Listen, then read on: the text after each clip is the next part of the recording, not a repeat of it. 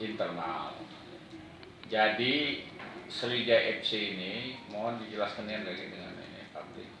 Sriwijaya FC ini menampung klub yang ada SSB Akademi yang akan bergabung dengan SFC. Itu namanya berarti kita ini ada klub yang di internal kita, ya.